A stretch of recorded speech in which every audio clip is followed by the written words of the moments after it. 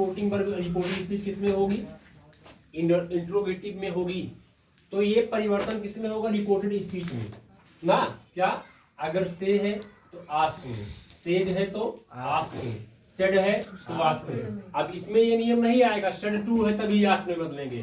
अगर says said और से दिया है तब भी आस्क में उसको बदलना ही है।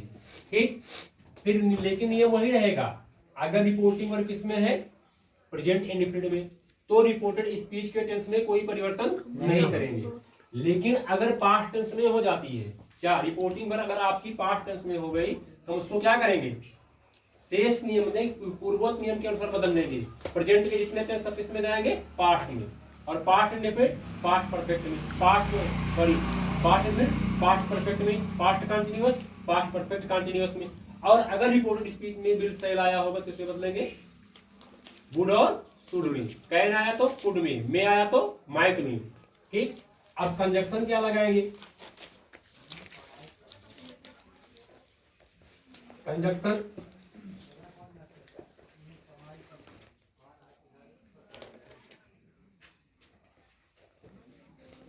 किसका प्रयोग करेंगे? दैट यहां नहीं लगेगा। दैट किस में लगता है? अफर्मेटिव में। दैट किस में लगता है? अफर्मेटिव में। दैट का प्रयोग ना करके किसका प्रयोग करेंगे? इफ या फिर वेदर का। इसका इफ या वेदर का किसका प्रयोग करेंगे? इफ या वेदर का। ठीक, नंबर थर्ड क्या होगा? वाक्य को इंट्रोगेटिव से इसमें बताएंगे अफर्मेटिव में ना। और क्या करेंगे? वाक्य को इंट्रोगेटिव से बनाएंगे अफर्मेटिव में। ठीक, और वाक्य में आए हुए क्या? वाक्य के अंत में आए हुए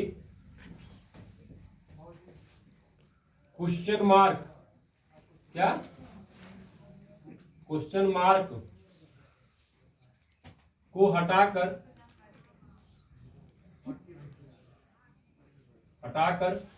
किसका प्रयोग करेंगे?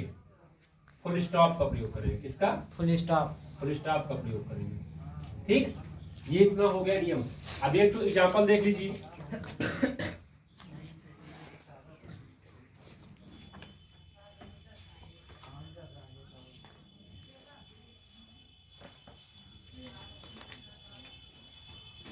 एग्जाम्पल देखिए। बाकी शेष नियम से चौथा नियम क्या रहेगा? शेष नियम पूर्ववत। शेष नियम क्या रहेगा? शेष नियम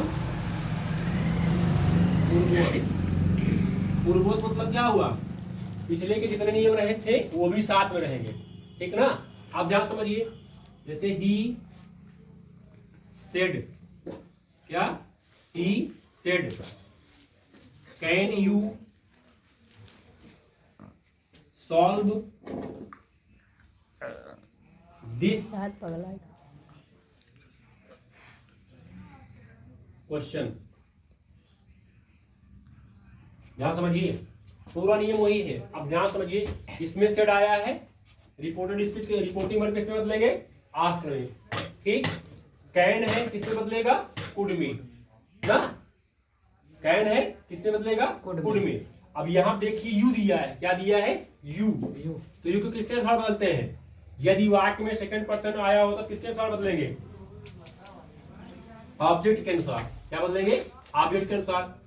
इसमें ऑब्जेक्ट दिया नहीं गया है, लेकिन कह किससे रहा? आपसे, यानी कि वह मुझसे कह रहा है ना।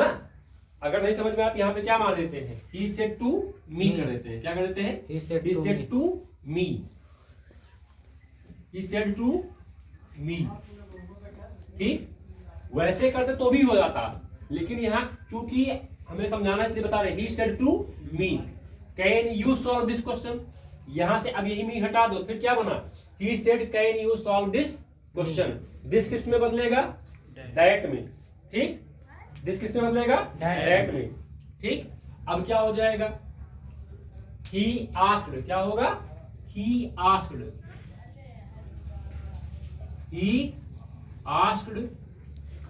me if, क्या हो जाएगा? I ये सेकंड पर्सन है ना, किसके अनुसार जाएगा? ऑब्जेक्ट के अनुसार। ऑब्जेक्ट क्या है? मी है, तो मी का क्या बनेगा? आई।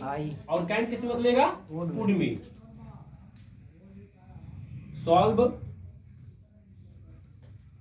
दैट क्या क्वेश्चन, उसके बाद क्या लगाएंगे? Full stop. ये क्या हट जाएगा? क्वेश्चन मार्क आपका हट जाएगा। एक और देखते हैं, अगला लिखिए आप लोग।